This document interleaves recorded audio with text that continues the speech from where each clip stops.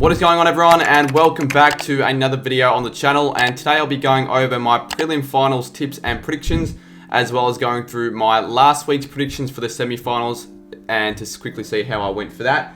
And apologies for being a little bit slack in terms of the uploading. I've been a little bit busy, and partly, I'll be honest with you, quite lazy. I've had a bit of lack of motivation to get videos out in the past few days. Lockdown's just driving me insane, but I'll try and get a couple more videos and streams throughout the rest of the week. So I expect content to, still be pumping out, but yeah, just thought I'd put it out there for anyone who was wondering. So yeah, let's quickly go over last week's semi-finals predictions. So the first game we had was Geelong v GWS, and I sort of got this one bang on. I predicted the Cats to dominate the game and win it comfortably by 6 goals, and that's exactly what happened. Well, since I'm streaming it, I'm predicting an absolute smashing.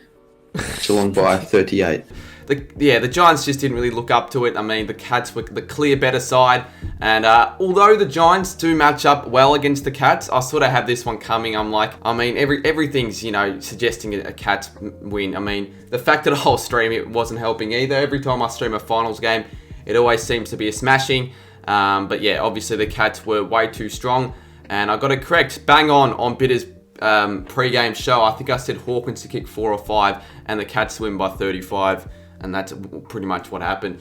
And the second game between the Lions and the Dogs, the much better of the two games, that's for sure. And I did tip the Lions, although I would have tipped the Dogs, but I changed my tip to the Lions, and in hindsight wasn't the greatest call because the Dogs got the job done by 1, and you could say the game of the year. It was an absolute thriller. It was up and down for the whole game, many lead changes.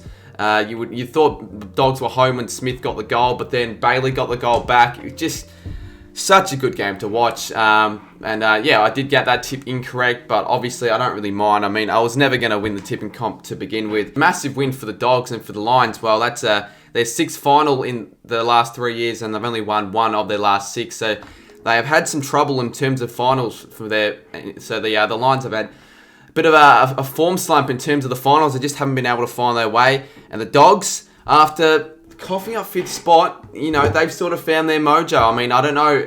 Waitman probably won't be playing next week, and I don't really know about Bont.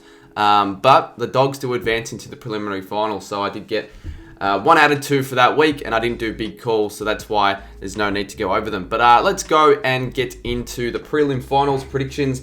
There are only the 2 games this round, obviously, but the first game we have is between Melbourne and Geelong at Optus Stadium on Friday night. Now, the D's are obviously coming off a break from last week after winning the qualifying finals against the Lions, and the Cats are coming off a pretty comfortable win against the Giants, got the job done. The D's obviously have beaten the Cats twice this year. They have the upper end over the Cats, and I just feel like, I don't know, they're a better side this year. I mean, obviously the Cats, they've got more finals experience, but they usually tend to lose the qualifying final, win the semis, and then drop out in the prelims. I feel like that's happened 7 of the last 11 occasions the Cats have been in the finals. But obviously last year the Cats did make the granny, so they could win this game. And in my pre-finals predictions, I did predict the Cats to go all the way. Funnily enough, to beat the D's, so that's not going to happen in this one. But I just feel like the D's are a more well-balanced side. They've just got more performance in their list. They might not necessarily have the most stars in the comp. You could argue that the Cats probably have better plays, but I don't know. I feel like the D's definitely are a better side overall. Their defense is rock solid. They've just got, I don't know, they just seem to get it done, the D's, and they've been the best side in the comp for a reason this year. I have a feeling that they should probably win this one, and quite comfortably. I don't know if the Cats are going to contend here. They usually lose by big margins in the prelims if they don't get the job done. You would argue that if they were to lose this, it'd be a choke, so that's why I'm going to go the D's in this one. And I'm going to go the D's to win it by 28 points to move into the grand final. I think they should get it done regardless of it being at Optus.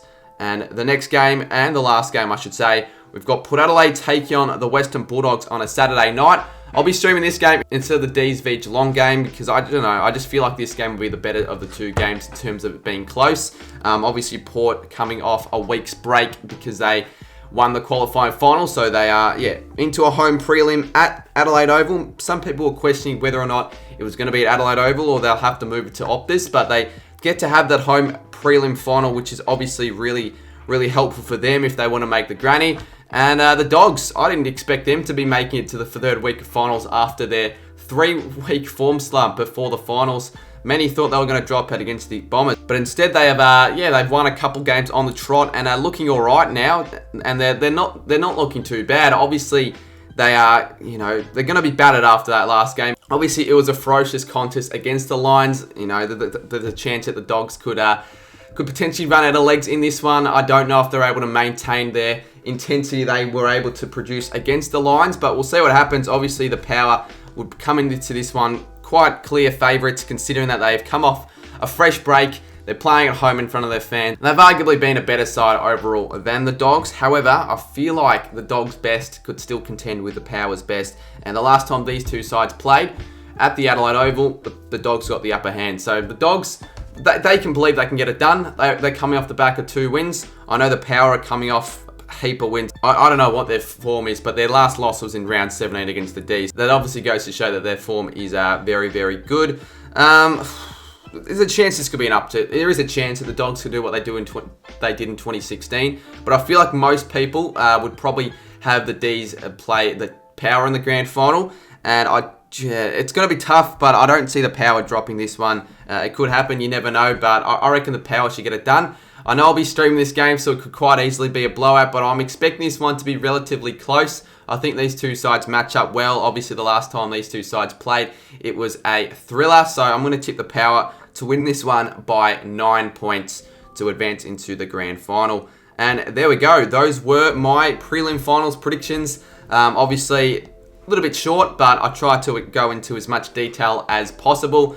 And I'll quickly go over my tipping because I've got a tipping comp and there are 3 games to go. So we'll see who is in the box seat of winning this. I must have forgot to tip last week because I'm just dropping down as the weeks progress. I'm now 141st. But the top few have they've changed drastically, and there are probably only 3 people who can win it from here, and the winner does get $100 as the tipping prize. So in first position we've got Shelves with 145 because he got a perfect score on the weekend.